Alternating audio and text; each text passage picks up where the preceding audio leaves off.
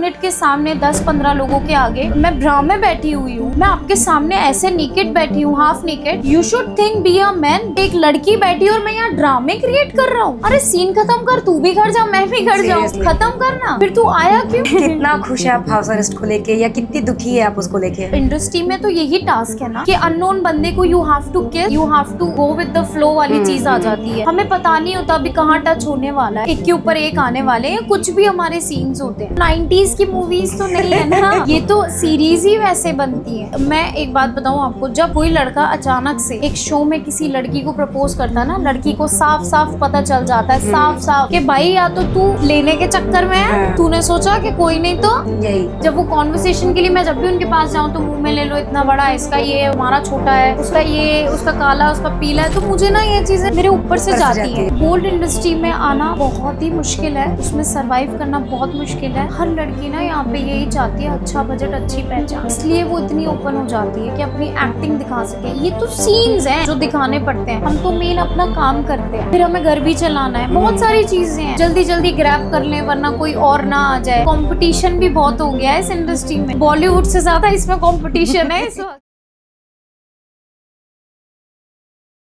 Hey guys, again welcome and welcome back to my YouTube channel. आप सबका मेरे channel पे स्वागत है। मैं हूँ आप सबकी चहेती भारतीजा और लेकर के आई हूँ एक और नया पॉडकास्ट नैना छाबड़ा के साथ।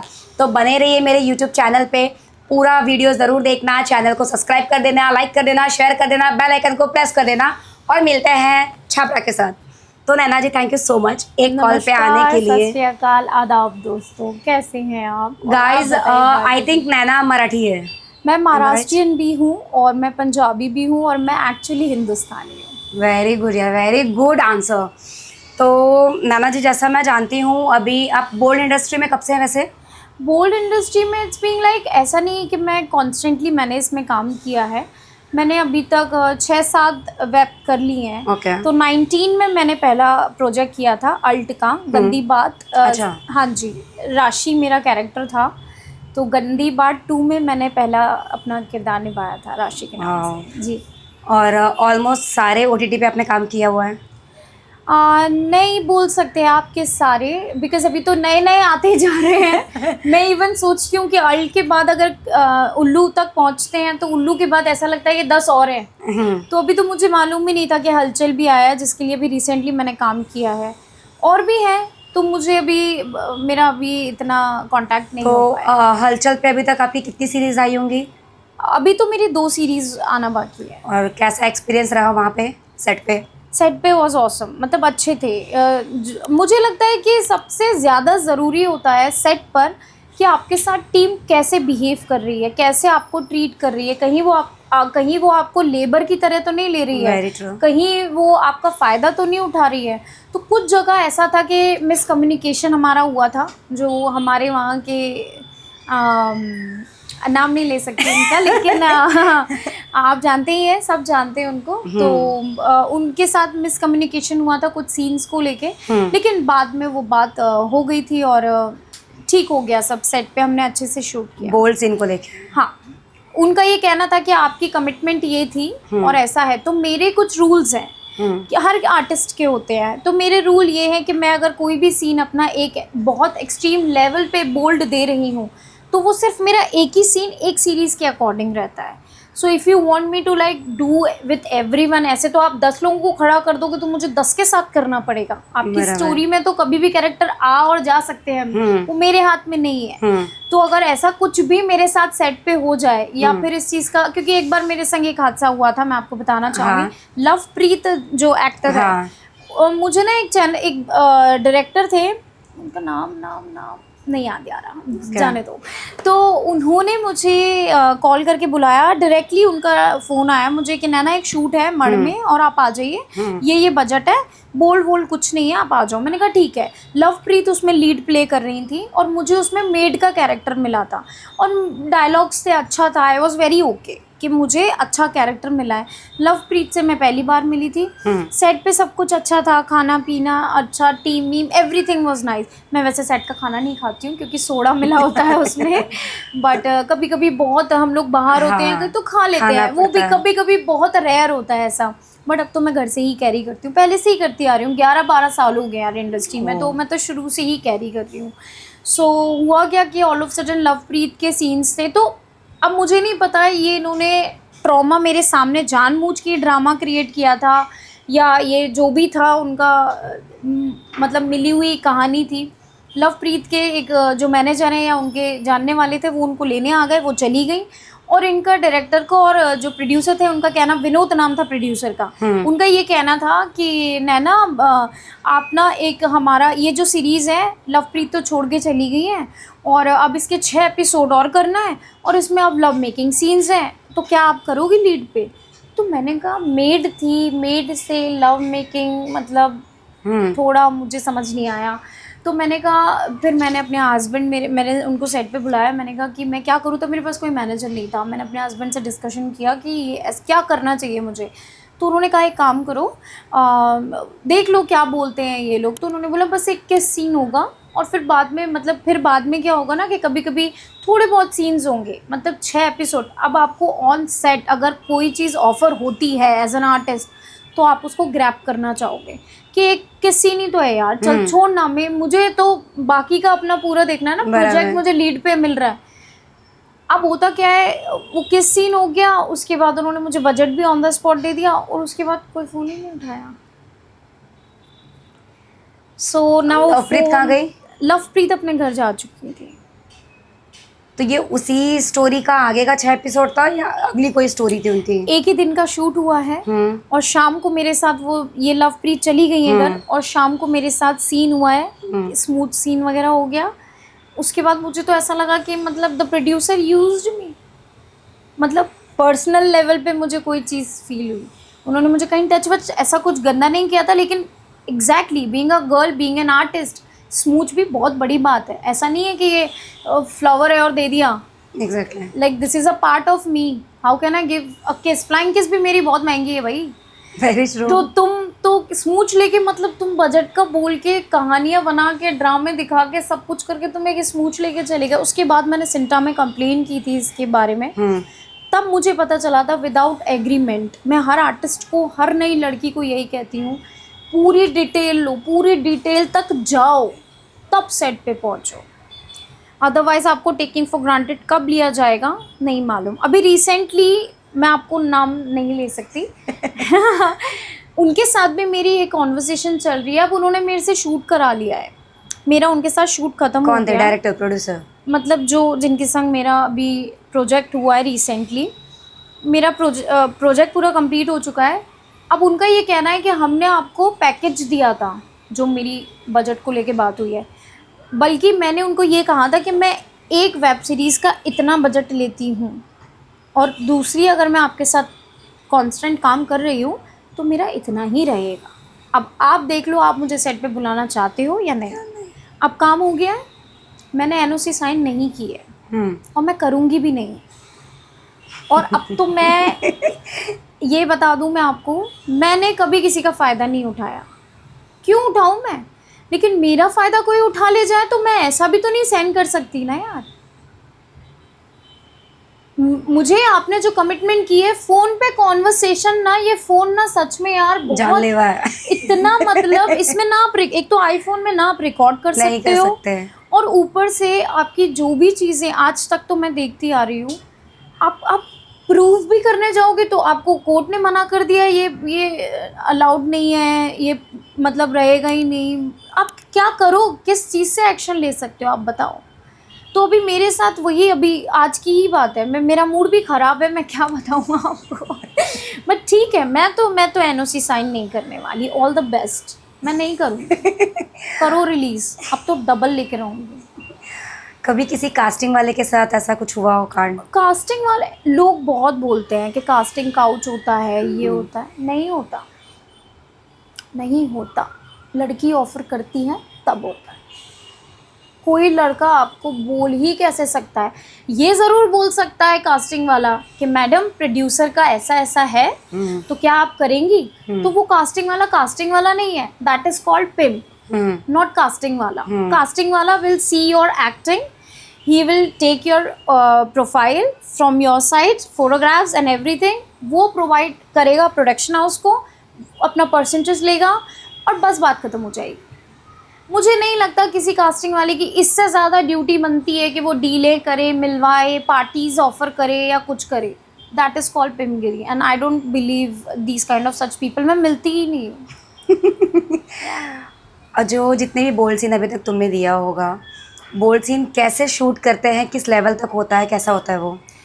पहले स्टार्टिंग में ना मुझे जैसे स्मूथ सीन हुआ था तो मैं लिटरली आई वॉज क्राइंग. अभी रिसेंटली पॉडकास्ट में मैंने अमित जी की भी बताया है, I was literally crying set पे. मैं नहीं कर पाऊँगी, मुझसे नहीं होगा. तो जो हमारे सर थे सचिन सर एंड नेहा जी जो क्रिएटिव थी, तो उन्होंने मुझे बहुत अच्छे से पैम्पर किया, समझाया. फिर आई वॉज लाइक बहुत गंदा मुझे फील हो रहा है, क्या करूँ, मतलब मुझे अच्छा नहीं लग रहा है. तो उन्होंने कहा एक काम करो, आंखें बंद करो, अपने बारे में ये सोचो कि तुम राशि हो. अभी तक डायलॉग्स कर रही थी ना, उन्होंने मेरा माइंड ऐसे वॉश किया, इतना अच्छे से मुझे समझाया. फिर मैंने कहा हाँ ये तो राशि है, नैना तो ये है ही नहीं. फिर मैंने बहुत अच्छे से परफॉर्मेंस दी और मुझे नहीं लगता कि आर्टिस्ट को हिचकिचाना चाहिए. लेकिन धीरे धीरे अगर मैं बोल्ड में जब आती गई हूँ ना, मैं आपको बता नहीं सकती हूँ, इनको तो हमेशा ही चाहिए कि आप तो बस खोल के खड़े हो जाओ. उनको तो चाहिए आप नीचे भी मत पहनो, वो उनको तो वो भी नहीं चाहिए. Very true. या कभी कोई ऐसा बदतमीज को एक्टर? प्रॉबेबली क्या होता है, को एक्टर्स अच्छे मिलते हैं मुझे, अभी तक तो मिले हैं. लेकिन अभी लड़कों का ना थोड़ा ड्रामा चालू हो गया है. Oh my God, I cannot kiss you, I cannot do this, sir. अरे I cannot give you this. मेरा परफॉर्मेंस ख़राब कर रहे हो. मैं पूरी यूनिट के सामने 10-15 लोगों के आगे मैं ब्रा में बैठी हुई हूँ, मैं आपके सामने ऐसे नीकेड बैठी हूँ, half naked. You should think be a man कि एक लड़की बैठी और मैं यहाँ ड्रामे क्रिएट कर रहा हूँ. अरे सीन ख़त्म कर, तू भी कर जा, मैं भी कर जाऊँ, ख़त्म करना. फिर तू आया क्यों? Very true. और सीन करते वक्त ही तेरे को बड़ी याद आती है. सारे आर्टिस्ट मेरे को अभी तक मोस्टली मिले. अभी रिसेंटली मैंने गौरव जी हैं, उनके संग काम किया था. मुझे लगा ही नहीं कि मैंने इनसे कभी मिली नहीं हूँ या फिर हम कंफर्टेबल नहीं है. सीन चालू हुआ है, हमने आई थिंक उनका नाम यही होगा. Okay. तो मुझे गौरव ही नाम पता है उनका. हमने सीन चालू किया, हमारा सीन ऑटोमेटिकली चलता रहा और बोलने की ज़रूरत नहीं पड़ी. इवन ना डायरेक्टर को कुछ बोलने की ज़रूरत पड़ी है, पुनीत सर थे. अच्छा. और ना ही किसी को भी बताने की ज़रूरत पड़ी. हमने बहुत अच्छे से सीन किया. ना मैंने नंबर लिया, ना मुझे उनका फुल नेम पता है, ना उन्होंने मुझसे कोई कॉन्वर्सेशन की. सेट के मतलब सीन के बाद एक दूसरे को थैंक यू, अच्छे आर्टिस्ट हो करके बस बाय बाय कर दिया. और यही होता है एक प्रोफेशनल बंदा और बंदी, यू नो, यही होता है आर्टिस्ट. हाल फिलहाल में अभी आपको हाउस अरेस्ट में देखा गया. या पूछिए कितना खुश है आप हाउस अरेस्ट को लेके, या कितनी दुखी है आप उसको लेके? देखिए मैं आपको एक बात बताती हूँ, मैं हाउस अरेस्ट में जाने से पहले जो खुश थी ना, मैं आने के बाद उतनी खुश हूँ. क्योंकि being a married women it's not easy. क्योंकि आपको ऐसे ऐसे टास्क दिए जाते हैं जिसमें आप अनकंफर्टेबल होते हो. बट एज एन आर्टिस्ट अगर आप लेते हो, फन वे में लेते हो, आपको पता है आपकी ऑडियंस ऐसे ही ग्रैब होगी. क्योंकि मैं वहाँ पे अगर मेडिटेशन करने बैठूंगी तो मुझे कोई नहीं देखने वाला, तो मुझे वो टास्क मिलेंगे तो मुझे वो एक्सेप्ट करके चलना ही पड़ेगा. तभी मैं गेम में भी आगे बढ़ पाऊंगी और मुझे भी मेरी स्ट्रेंथ पता चलेगी कि कल को मुझे ऐसे टास्क मिलते हैं जिसमें, और मिलते भी हैं. बोल्ड इंडस्ट्री में तो यही टास्क है ना कि अननोन बंदे को you have to kiss, you have to go with the flow वाली चीज़ आ जाती है. हमें पता नहीं होता अभी कहाँ टच होने वाला है, कभी हम एक के ऊपर एक आने वाले हैं, कुछ भी हमारे सीन्स होते हैं. ये वो 90s की मूवीज़ तो नहीं है ना. ये तो सीरीज़ ही वैसे बनती हैं. और उल्लू के लिए जैसे ही मुझे पता चला था कि मतलब हाउस अरेस्ट के लिए, मुझे एक्चुअली मेरा ऑडिशन हुआ था हाउस अरेस्ट के लिए. हाँ, 1 सवा घंटे का ऑडिशन हुआ था। 1 आवर। Seriously? यस, 1 घंटे का उदित सर ने मेरा ऑडिशन लिया था। तो ये सभी के साथ हुआ था? I don't know about others, but लोगों ने मुझे यही बताया कि सबका ऑडिशन हुआ है। अब डायरेक्टली भी बहुत लोग आए हैं। मैंने तो ये भी सुना था शो में, कुछ लोगों ने मुझे बताया है कि कुछ लोगों को पेमेंट दी गई है और वो लोग तब आए हैं, और कुछ लोगों को, मतलब सबका अलग अलग था। तो मुझे तो उन्होंने कोई पेमेंट नहीं दी? नहीं, पेमेंट तो मिली है बट किसी चीज़ के लिए मिली थी, कुछ था मेरा एक टास्क, उसके लिए। अच्छा, टास्क के लिए पेमेंट दिया गया हाँ। था। तो वहाँ पे कैसे कैसे टास्क होते थे? मैं तो कहूँगी please you must have seen the whole house House arrest Arrest। या शो, बिकॉज शो बहुत अच्छा बना है, लेकिन कुछ समय तक हमें पता नहीं चला कि ये शो का मुद्दा क्या है। इसमें लड़कियां लाइफलाइन चलेंगी या लड़कियों के ऊपर है, या फिर लड़के शो को रन कर रहे हैं, क्योंकि वहाँ पे ऐसा लग रहा था कि लड़कियां ही रन कर रही हैं शो, लड़के सिर्फ एक प्रॉप की तरह मतलब चल रहे हैं। संकल्प बहुत अच्छा वो कंटेस्टेंट है। मैं चाहती हूँ कि वो तो मतलब एज एन बड़ी बोल रही हूँ ना, मुझे उसमें पर्सनल इंटरेस्ट है ना मुझे उसमें कोई ऐसा था, लेकिन एक कंटेस्टेंट जैसे Human देखते हैं ना being भी तो किसी है। एक इंसान के अंदर अगर कोई वो होती है ना कि यार ये इंसान बढ़ना चाहता है, तो वो रियलिटी शो में एक भी टास्क में पीछे नहीं हटता था, वो पसीना पसीना हो जाता था, उसकी हालत इतनी टाइट होती थी, but still he never give up. तो मुझे उसकी वो चीज़ बहुत अच्छी लगती थी। और राहुल तो इज़ लाइक मेंटली वो अच्छा है, लेकिन कुछ चीज़ों में ही इज़ बचकाना and he is very aunty. He is aunty, is totally वो चुगलखोरी वाली जो नहीं होती हैं, मतलब। और मुंह पे मेरे साथ तो बहुत अच्छा था, मुझे नहीं पता उसको मुझसे क्या प्रॉब्लम थी। पूरे शो में सबसे ज़्यादा प्रॉब्लम थी तो राहुल भोज को थी, इवन शो के बाद भी है। मैंने 1-2 एपिसोड देखे थे, तो मैंने देखा था उसमें कि जितने भी आपकी साइड से जितने भी लोग थे जो ग्रीन वाले थे, येलो साइड में राहुल के पास जाना था, तो राहुल ने मना किया था कि मुझे ये चाहिए ही नहीं। नहीं, मैं तो मुझे किसी नैना- की टीम में थी ही नहीं। हाँ। क्योंकि ये मैं आपको बताती हूँ एक्चुअली हुआ क्या था ना, कि अक्षय जो था, अक्षय और हमारा फर्स्ट डे था, हम एंटर हुए। अब अक्षय और मैंने एक सीरीज की हुई थी। और शायद तुमने भी बोला था वहाँ कि मैं शो छोड़ दूंगी, लेकिन मैं इसके टीम में नहीं जाऊंगी, राहुल हाँ, की टीम में मैंने नहीं भी बोला था, जाऊंगी। मैंने कहा ही हैज़ टू अर्न मी, उसको मुझे अर्न करना पड़ेगा तभी मैं डिसीजन लूँगी। और बल्कि मैं उसके लिए इसीलिए खड़ी हुई थी क्योंकि मुझे ये चीज़ फील हो रही थी कि यार चल यार, इसको भी ज़रूरत है लाइफलाइन की, और मुझे गेम खेलना है। मैं यहाँ गेम खेलने आई हूँ, बैठ के ताली बजाने नहीं आई हूँ। और मेरा इतना दिमाग ख़राब हो रहा था ना भारती जी, मैं बता नहीं सकती कि मुझे कोई ले क्यों नहीं रहा है, मतलब टीम में। हाँ, मतलब वहाँ पे But- बैठी ऑडियंस के जैसी ही थी। हाँ, बट मुझे बाद में समझ में आया कि मैं इतनी स्ट्रांग हूँ कि इन सब की फटे में थी कि अगर इसको ले लिया ना तो कहीं ऐसा ना हो ये हमें ही गेम से ना निकलवा दे, क्योंकि मैंने अक्षय को निकलवा दिया था और मैंने जानबूझ के नहीं किया था। मुझे वो रूल्स ही नहीं पता थे कि अगर आप प्रायोरिटी पे किसी को पहले रखते हो तो वो सेफ हो जाएगा और अदरवाइज उगड़ चला जाएगा। मुझे मालूम मैंने नहीं था। 1-2 एपिसोड देखा था, तो मुझे ऐसा लगा जितने भी लोग वहाँ पे आए हुए थे, जितने भी मेंबर थे, मे भी शायद सबको आधा टाइम निकल गया, शायद आधा शो निकल गया होगा सिर्फ समझने में उस शो को। यस, हाँ। बराबर। जैसे मुझे तो एक्चुअली फर्स्ट डे अक्षय का जो सीन हुआ, अक्षय ने मुझे ना प्रपोज कर दिया। ओह।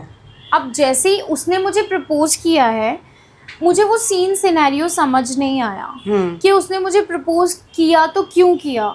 या तो उसकी ये स्ट्रेटजी थी कि मैं नैना को प्रपोज करूँगा, वो एक्सेप्ट करेगी, मुझे शो पे हाइप मिलेगी, और ये जो 2 लड़के हैं ये इसको एक्सेप्ट नहीं करेंगे, और मैं शो से गया तो ये भी गई। ये उसकी स्ट्रेटजी होगी।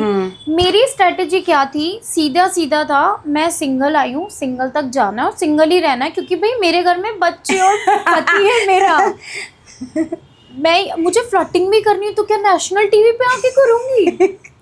जस्ट थिंक, मुझे अचानक से कोई लड़का आके प्रपोज कर रहा है, मैं उसको बोल रही हूँ आर यू श्योर? तुम मजाक तो नहीं कर रहा? Are you sure?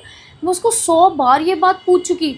वो कहता है नैना तो बहुत कंफ्यूज है, उसको तो पता नहीं है, वो तो अभी भी बोल रही है। मतलब मैं सीरियस हूँ, जिसके बारे में बता रही हो अभी, उसने मेरा नाम ही प्रायोरिटी पे नहीं रखा है, मुस्कान का नाम रखा है प्रायोरिटी पे।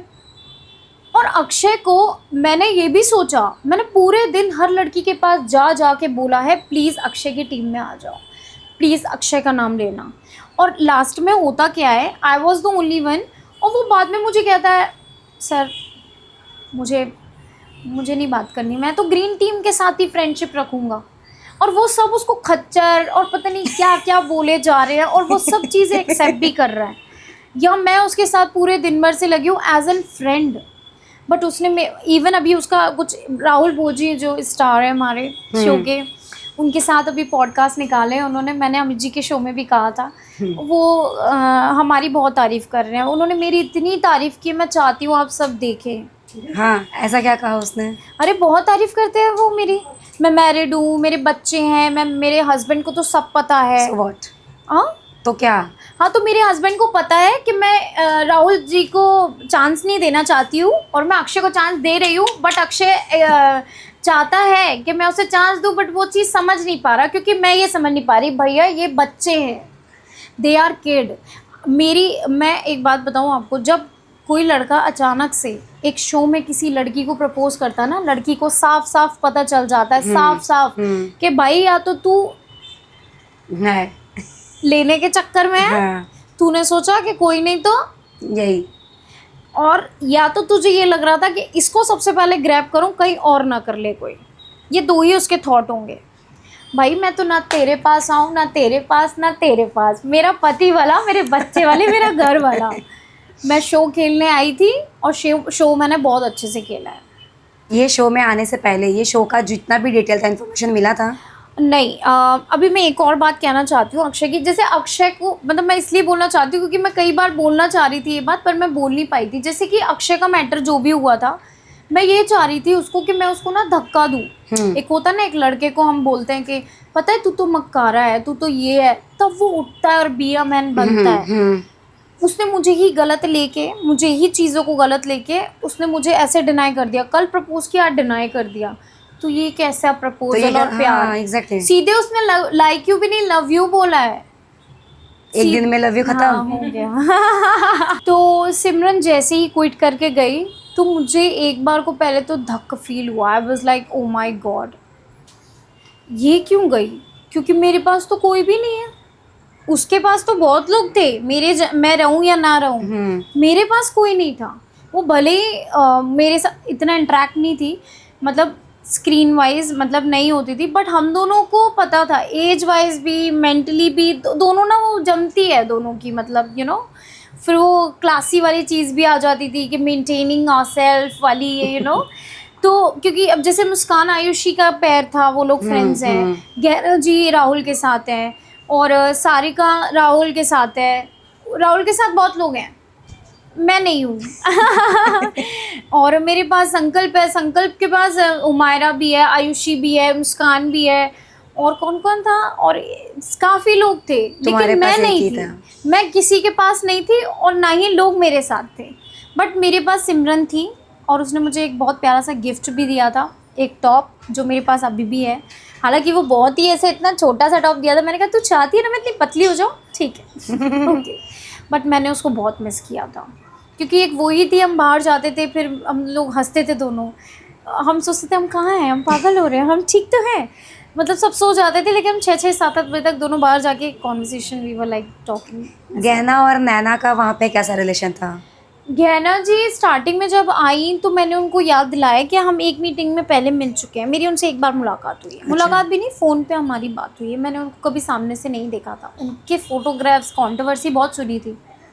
मुझे जब पता होता ना कि ये कंट्रोवर्शियल पर्सन है, तो मैं थोड़ा अपने आप को पीछे कर लेते हैं, दूर रखती हूँ, क्योंकि ये मुझे कब यूज़ कर लेंगे मुझे नहीं पता। मैं गहना जी की बात नहीं कर रही, मैं नॉर्मल एक बात कर रही हूँ। मुझे वो कंट्रोवर्सी गर्ल्स गाइज मुझे नहीं अच्छे लगते। मतलब उनके लिए वो अच्छे होंगे, वो अपना अच्छा कर रहे हैं, ऑल द बेस्ट, बहुत अच्छा कर रहे हो, ऑडियंस अच्छी पसंद भी करती है उनको। मैं नहीं कर सकती, क्योंकि अगर ऐसे मुद्दे मेरे को कभी उठाने हैं, मेरी चप्पल टूट गई या मैं गिर गई या मैं हाफ कपड़े में हूँ, ये मेरे लिए भी नॉर्मल है, लेकिन मुझे ऐसे आगे बढ़ना ही नहीं है, मेरा मोटो ही नहीं है। हर किसी का अपना अपना है, सबको आगे ही जाना है, तो वो अपने ऑडियंस को ऐसे करते हैं, मैं अपने ऑडियंस को नॉर्मल अपने काम के थ्रू अट्रैक्ट करती हूँ। सो व्हाट डिड हैपन कि मेरा शुरू से था कि मैं इनसे दूर रहूँगी, तो ना मेरा उनसे ना वो दुश्मनी वाली बात भी नहीं थी, दोस्ती वाली बात भी नहीं थी। लेकिन उन्होंने ना, उनकी आदत क्या थी, आबा जी और उनकी क्या ना, वो कॉन्वर्सेशन करते थे, पहले बुलाते थे या बगल में बैठते थे, पूछते थे कि अच्छा ये बताओ ना, अब आपने कुछ चीज़ बता दी, अब वो उस बात पे बाहर एजाज सर के सामने कुछ बात होती थी तो वो पलट के हाफ बात बताते थे। ऐसे हुमायरा का कोई टॉपिक हुआ था कि तुम करती क्या हो, तो उसने बोला मैं इन्फ्लुएंसर हूँ, तो बोलते तुमने आगे बताया कि मैं इतना कमाती हूँ, मैं ये करती हूँ, मैं वो करती हूँ। उसने बोला मैंने बताया नहीं, आपने पूछा। ऐसे ही उन्होंने मुझसे पता है क्या बोला, हमारी एक एडिटिंग में ये बात कट कर दी गई है, गहना जी से मेरा कुछ भी लेना देना नहीं है, लेकिन उन्होंने मुझे एक टैग दिया था कि ये खाली डब्बा है। मुझे खाली डब्बा उन्होंने बोला था कि ये टैगिंग दी थी। मैं उस टाइम सोच रही थी कि इन्होंने मुझे टैगिंग क्यों दी। आयुषी ने उनको ये कहा था कि गटर मुंह के गटर की हैं समथिंग लाइक। तो उस टाइम मैंने हाथ सिर्फ रेज किया था क्योंकि वो उनका फन वे है। जैसे मुस्कान का कैसे वो अब्यूसिव रहती है, वो हंसती रहती है, अब्यूसिव यूज करती है, गहना जी का भी वही है। लेकिन गहना जी थोड़ी सी मुझे लगता था कि मैं अनकंफर्टेबल होती थी उनके साथ। रिस्पेक्ट कह लीजिए, ये कह लीजिए कि मैं थोड़ा दूर रहना चाहती थी। वो सोल टू सोल कनेक्ट नहीं हो पाते हैं, हर किसी के साथ नहीं होता है। अच्छी है नेचर वाइज, सब कुछ अच्छा है, बट जब वो कॉन्वर्सेशन के लिए मैं जब भी उनके पास जाऊँ तो मुंह में ले लो इतना बड़ा इसका ये है, उसका तुम्हारा छोटा है, उसका ये, उसका काला, उसका पीला है, तो मुझे ना ये चीज़ें नहीं मेरे ऊपर से जाती हैं। मुझे लगता है कि इंसान एक माँ बहन की गालियों तक भी रहता है, वो भी वल्गैरिटी ही है। हम एक्टर्स हैं यार, हमें ऑडियंस देख रही है तो हमें क्या सीख रही है हमसे। हम कभी इंस्पायरिंग बन ही नहीं पाएंगे, हम कभी भी उनको वो चीज़ सिखा ही नहीं पाएंगे। मेरे बच्चे मुझे देख के ये बोलेंगे mama you abusive a lot, mama you doing this thing, mama you doing kissing scenes, mama you doing this. तो मुझे कहाँ पे उनको क्या मेंटली प्रिपेयर करना है वो चीज़ मेरे हाथ में है, बट मैं जनता को तो नहीं सिखा सकती ना। Very true. I can control my own kids but not people. अब जनरेशन तो यही जज करेगी फिर। सो बस ऐसा ही था। तो गहना जी के संग मेरी कॉन्वर्सेशन हुई, उन्होंने मुझसे ऐसे ही पूछा ये हनुमान जी आपने कहाँ से बनवाया है, तुमने कहाँ से बनाया है? तो मैंने कहा मैंने शिरडी गई थी तो मैंने वहाँ से बनाया। तो गटर वाली बात जब मैंने बोली, इन्होंने मुझे ढक्कन वक्कन भी बोल दिया है, तो तब भी शांति, मैंने कोई लड़ाई नहीं की। इन्होंने मुझे बोलना स्टार्ट क्या किया, तुम तो बोल रही थी कि तुम्हारे पंडित जी ने है ना पीछे हनुमान जी बना के दिए, कौन सा पंडित टैटू बना के देता है? ऑन स्क्रीन अगर ये बात अगर बताई गई होती तो मुझ पे क्या इम्पैक्ट पड़ता कि पंडितों से टैटू बनवाती हूँ मैं, और पंडितों की आपने इतनी इमेज नहीं रखी। आप भी तो पंडिताई नहीं हो, आप तिवारी हो। तो मुझे लगता है इंसान को अपने वो कहते हैं ना, बोलने से पहले ना 2 बार सोचो आप किससे क्या बात कर रहे हो। इतना फ्लो में मत जाओ कि आप फिसल रहे हो और फिर आप नंगे भी होते चले जा रहे हो। आप कितना किसी को नंगा करने के लिए अपने आप को नंगा करोगे भाई। मैं गहना जी की नहीं, मैं नॉर्मल बात कर रही हूँ, मैं सबकी बात कर रही हूँ। मुझे कुछ टाइम तक तो इतना फ्रस्ट्रेट हो गया था ये आयुषी, गौरव और इनका ये पास्ट रिलेशन। भैया ना मैं वहाँ थी, ना बाथरूम वाला कोई सीन था, ना इनका था। हम लोगों को शो में क्यों बुलाया? इन लोगों की कंट्रोवर्सी देखने के लिए। 3-4 दिन मैंने तो वही बाथरूम वाले चला शो के लिए भी बहुत सुना कि कुछ तो कांड हुआ 45 मिनट्स। ये सब झूठ है।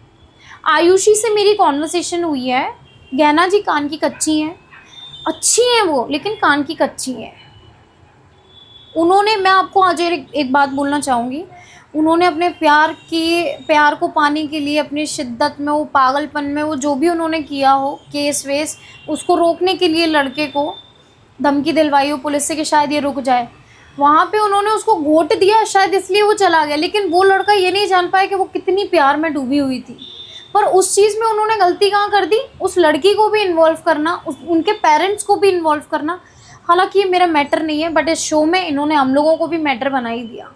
अच्छा, ये पूरे शो में गहना कैसी है ओवरऑल आपको पता चल गया होगा, उनका थिंक क्या है, उनका नेचर क्या है। तो अगर गहना को कोई टैग देना हो तो कौन सा टैग देना पसंद करोगी, जैसे उन्होंने तुमको कोई टैग दिया था? मैं कहना चाहूँगी उनके साथ मैं उनको टैग नहीं दे सकती। मैं सिर्फ एक ही चीज़ कहना चाहूँगी उनके लिए कि आप ना इतने उम्र के तो हो गए हो, अब समझ जाओ। You have to be like, आप किसके संग क्या कर रहे हो ना, आप सबको खो रहे हो धीरे धीरे। आप बहुत अच्छे हो, आपके संग अभी भी चीज़ें अच्छी हो सकती हैं। न्यूट्रल बोलने से नहीं, करने से होता है, तो वो करो आप। फ्रेंडशिप मेरे से नहीं रह सकती उनकी, और बाकियों से पता नहीं, सिर्फ और सिर्फ राहुल ही उनका बेस्ट फ्रेंड है अभी तो। सारिका का क्या केस है? सारिका तो बिन पैंदी का लोटा, वो राहुल जो बोलता है वो वही। सारिका को मैंने एक्चुअली कब एक्चुअल में देखा ना कि वो सारिका है, जब वो मुझसे लड़ने आई, तब मुझे लगा कि हाँ ये बंदी में कोई बात है।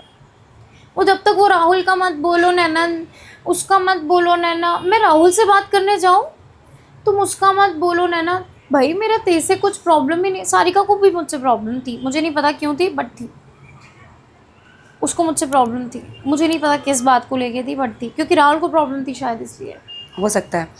ओवरऑल जितने भी वहाँ पे लेकिन लोग वो थे, दिव्या भारती लगती है, सुंदर है, करियर में भी और अच्छा कर सकती है। थोड़ा उसको एटीट्यूड और अपनी ज़ुबान पे कंट्रोल करना चाहिए, बड़ों से कैसे बात करते हैं उसको ये चीज़ थोड़ी समझ के चलनी चाहिए। सारिका को, क्योंकि कोई भी उसको अगर बोलने जा रहा है ना कि तेरा ये गिरा हुआ है, हाँ तो मैं कर लूँगी, ये एटीट्यूड नहीं अच्छा रहता।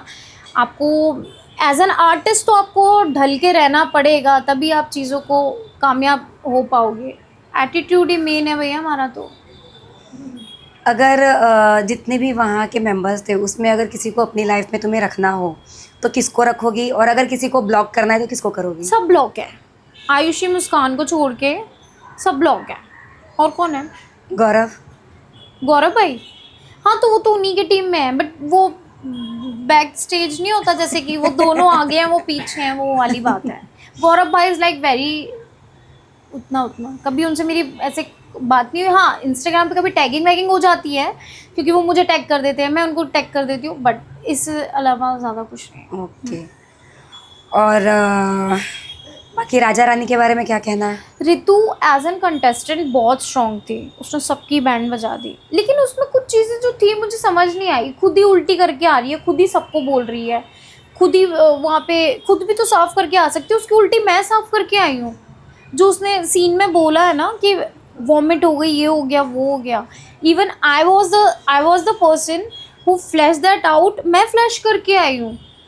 और फिर मुझे वो इन लोगों का मुद्दा ही नहीं समझ में आया। यार तुम पीरियड से हो, तुम्हारी रैपर से पता कर रहे हैं कि कौन लड़की वहाँ पे स्पॉट छोड़ के आई है। मतलब मैं आपको एक बात बताऊं भारती जी, बोल्ड इंडस्ट्री में आना बहुत ही मुश्किल है, उसमें सरवाइव करना बहुत मुश्किल है। हर लड़की ना यहाँ पे यही चाहती है, अच्छा बजट, अच्छी पहचान, इसलिए वो इतनी ओपन हो जाती है कि अपनी एक्टिंग दिखा सके। ये तो सीन्स हैं जो दिखाने पड़ते हैं, हम तो मेन अपना काम करते हैं, फिर हमें घर भी चलाना है, बहुत सारी चीज़ें हैं, जल्दी जल्दी ग्रैब कर लें वरना कोई और ना आ जाए। कंपटीशन भी बहुत हो गया है इस इंडस्ट्री में, बॉलीवुड से ज़्यादा इसमें कंपटीशन है इस वक्त। मैं तो इसको भी बॉलीवुड ही मानती हूँ और है मेरे लिए, मैं तो इसीलिए काम करती हूँ। इसको कोई तुम जो बोलना है बोलो, मेरे लिए तो बॉलीवुड है, मैं तो इसीलिए, ये बॉलीवुड का हिस्सा है भाई, मैं तो यही मानती हूँ। कभी किसी ने ओवरटेक किया है? मुझे हिम्मत नहीं है किसी की। हाँ ये है कि पीछे से बैक बिचिंग करके मेरे साथ शो हटाना चाहो या मुझे रिप्लेस करना चाहो तो वो चीज़ अलग है। क्योंकि मेरे संग ना अभी रिसेंटली एक चीज़ हुई, मैं बताती हूँ। मैं किसी के यहाँ बैठी थी पॉडकास्ट करने के लिए, तो उसके यहाँ एक कास्टिंग वाले का फ़ोन आता है। तो मैंने कहा आप इनको जानते हो? तो उन्होंने कहा हाँ। तो मैंने उनको कॉन्वर्सेशन बताई कि यार उसने मुझे ऐसे ऐसे बुलाया, क्या पेमेंट मुझे मिल जाएगा? हाँ मिल जाएगा, लेकिन लेट देता है वो। इतनी कॉन्वर्सेशन हुई है। वो शूट मुझे नहीं कॉल आया, 1.5-2 महीने हो गए। मैंने उस बंदी के पोस्ट पे देखा है वो शूट करके आई है, नीचे उसने वही चीज़ लिखी हुई है कि ये मैं शो कर रही हूँ।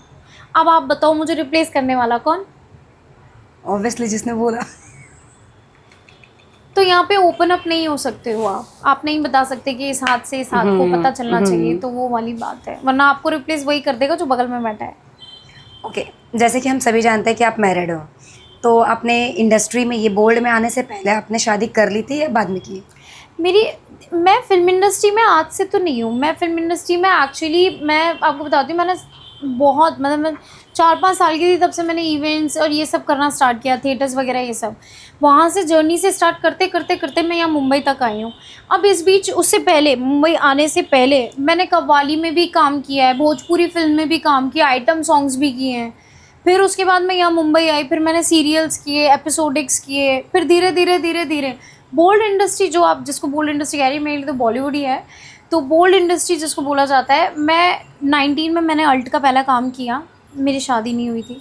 20 में मैंने काम किया, तब भी शादी नहीं हुई थी। 20 में करते करते रिलीजिंग के टाइम पे मेरी शादी हो गई।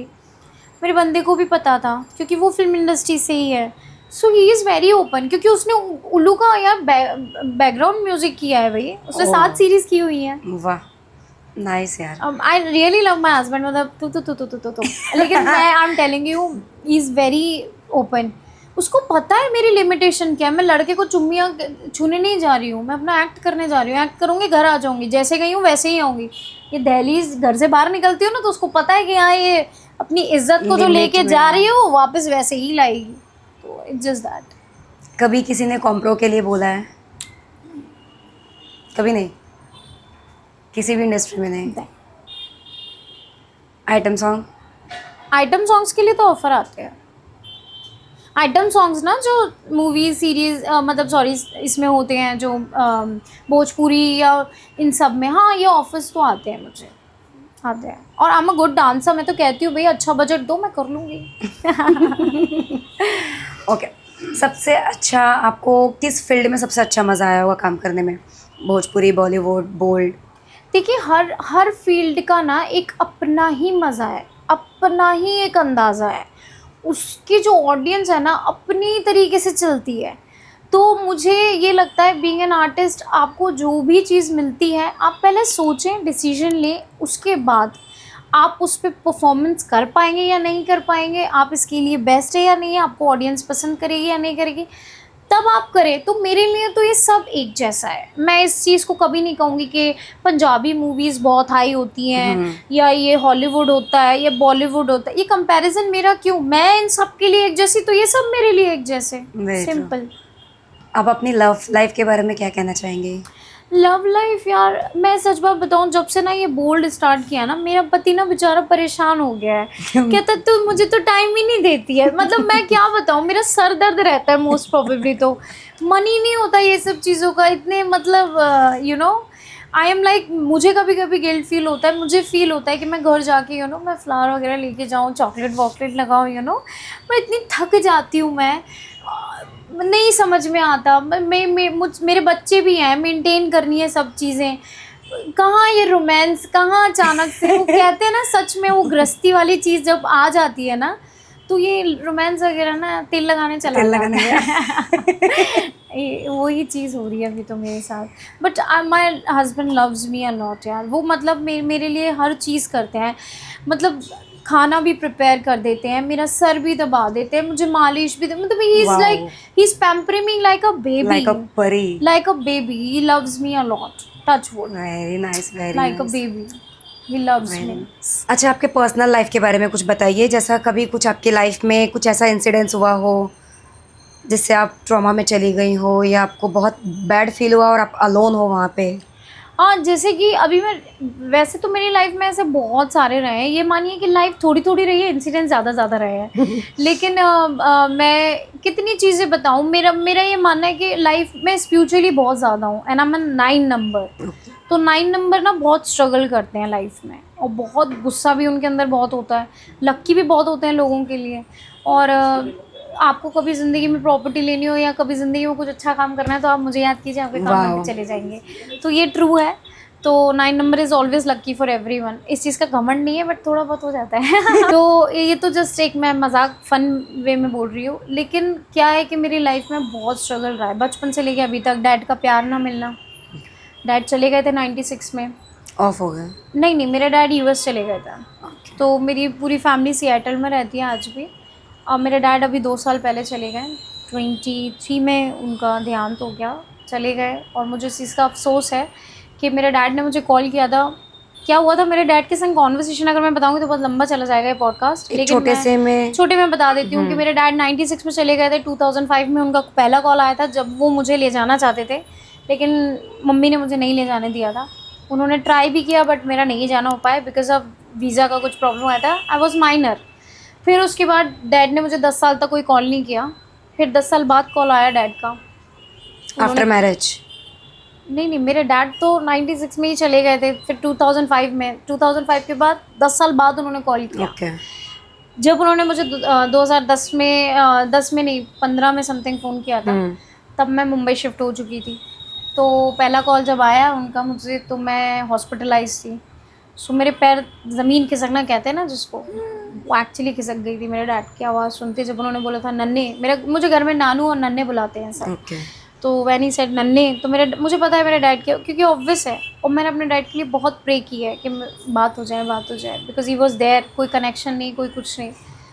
सो ठीक है, तो मेरी मम्मी ASI रह चुके हैं, रिटायरमेंट हो गया उनका, लेकिन डैड की से बात हुई, कॉन्वर्सेशन हुई, फिर डैड से 5 साल के लिए फिर डिस्कनेक्ट हो गए थे हम।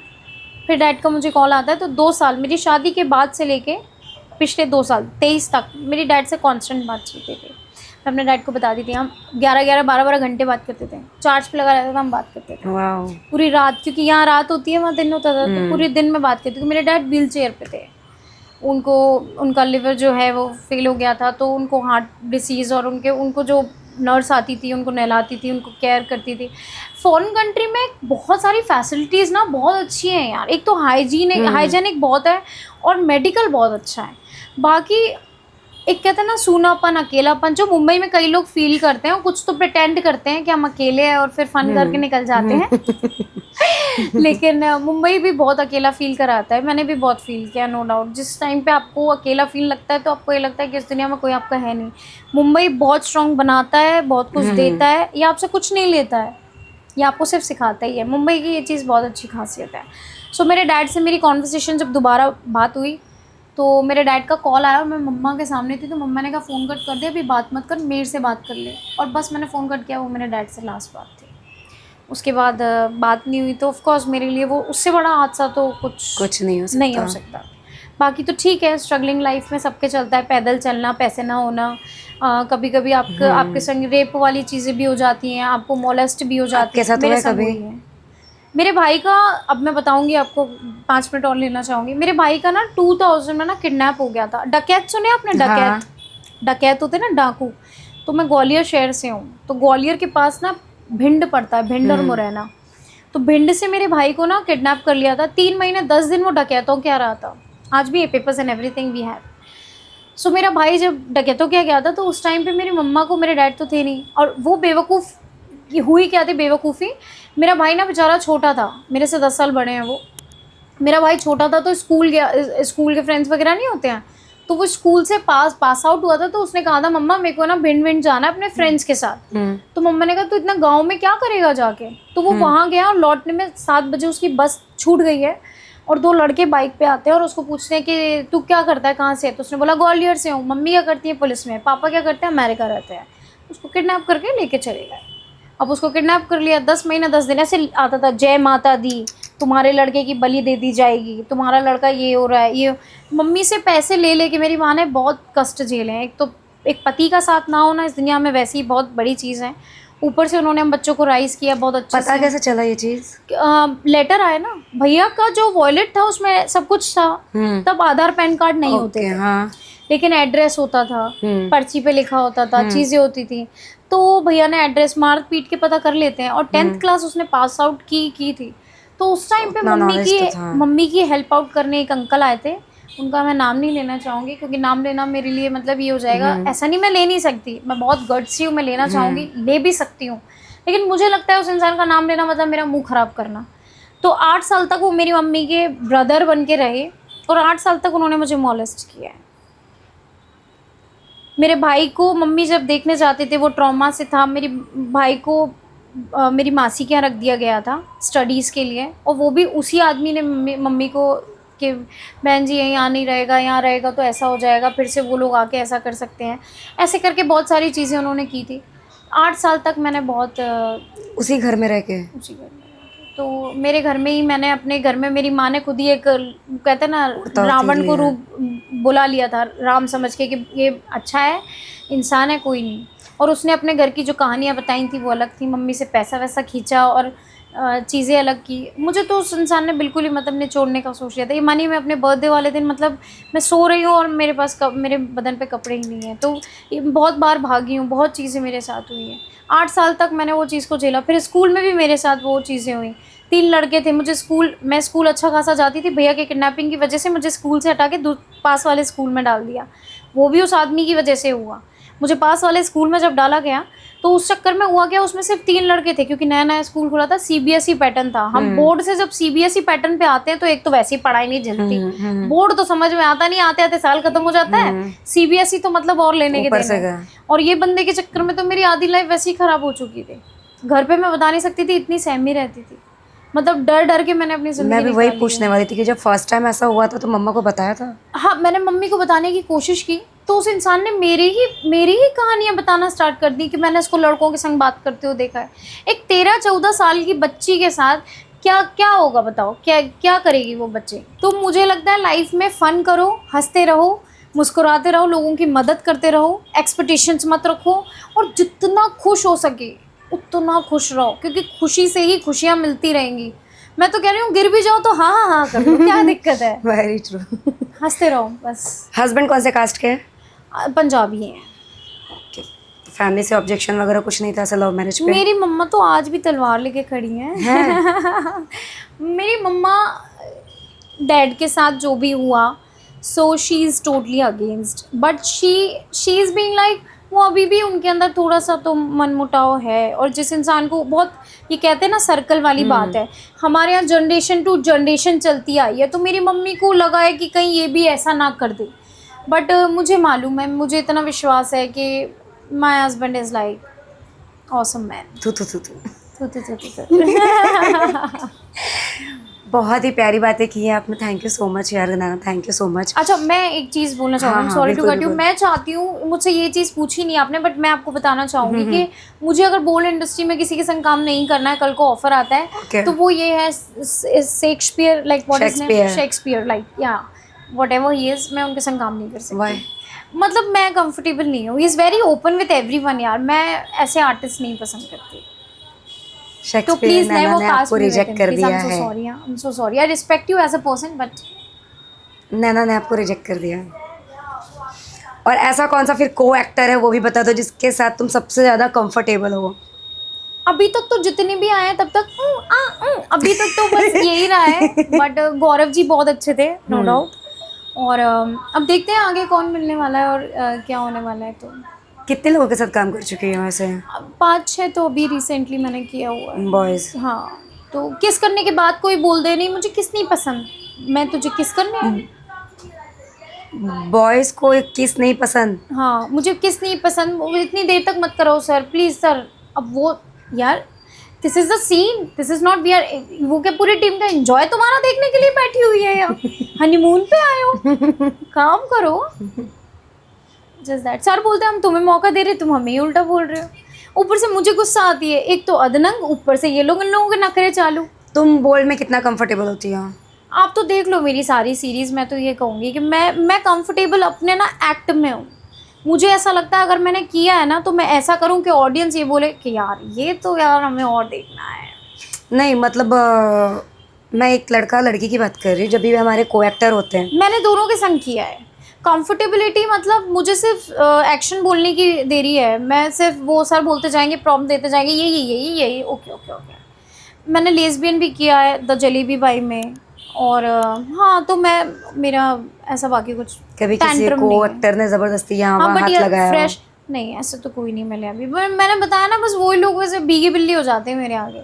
बट ये है कि अभी गाइस के संग ये हो गया है कि कुछ ऐसे आर्टिस्ट मुझे मिले हैं जो सीन्स ख़त्म होते हैं, तुमने मेरी पुरानी गर्लफ्रेंड की मुझे याद दिला दी, तुम्हारी किसने मुझे किसी और की याद दिला दी, ऐसे बन जाते हैं। मैं कहती हूँ भाई तू लाइन भी मार रहा है, सही से तो मार, बोल भी रहा है, मैं पटूंगी तो वैसे भी नहीं, बट अगर पूछ भी रहा है तो सही से तो बोल। क्या यार, किसकी याद दिला दी मेरे को, क्या मालूम किसकी चाची किसके यहाँ तू गया था। हाँ यार। ओके नैना, कभी व्हाट्सएप पे या इस पे इंस्टा पे डीएम आया है पर्सनल मीट के लिए? ये तो बहुत आते हैं। कभी मिली हो किसी से? नहीं। ऐसा है कि मेरा ना एक फ़ैन बना था अभी एक, उसने बोला मुझे आपको गिफ्ट देना है। पीछे पड़ गया, मैंने ब्लॉक किया हर जगह से, उसने काफ़ी जगह से मुझे कॉल्स करवाए, मुझे गिफ्ट देना है। मैंने गिफ्ट ले लिया, आई थिंक वो 10 लाख का गिफ्ट था, नॉर्मल प्राइस नहीं है। तो मैंने कहा ठीक है, कार थी यार, तो मैंने ले ली। अब मुझे कोई कोई पीछे भी पड़ेगा ले तो लेगा। कोई भी ले लेगा। कोई भी ले मैंने कहा लेगा। मैं मिलूंगी नहीं।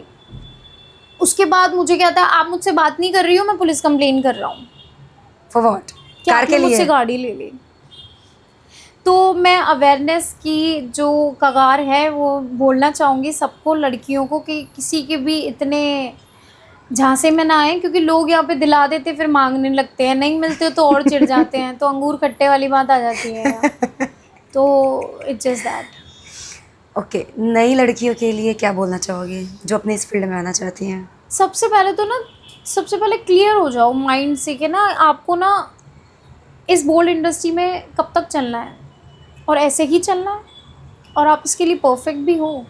Because when you are working ना, you have to learn so many things. आप हैंकी पैंकी करोगे ना, आप एक के साथ हैंकी पैंकी करोगे ना, चाहे इवन को एक्टर्स के साथ करते हो, आपको पूरी टीम देख रही है वहाँ, और आपको पूरी टीम लेने का सोच रही है। ये ट्रू है। तो you have to maintain your status first. Being an artist तो मेरा यही मानना है, don't be so open with the people कि वो आपको टेकिंग फॉर ग्रांटेड के साथ साथ चबा जाए। खाना तो दूर की बात है, और फिर चबा के थूक भी दें। मैंने तो कोई नहीं, बहुत गपशप हो गई हमारी। काफ़ी सारी नैना की पर्सनल चीज़ें गाइस आप लोग तक पहुंची है। ढेर सारा नैना को प्यार देना, because Naina really you are very so sweet girl. Thank you so much Bharati ji, आप भी बहुत अच्छी और हॉट भी हैं। अच्छा, वैसे आपको शनाया नाम है ना, उन्होंने बताया नहीं मैं बाइसेक्सुअल हूँ। सीरियसली? तो मैं लड़कियों को लाइन मार देती हूँ।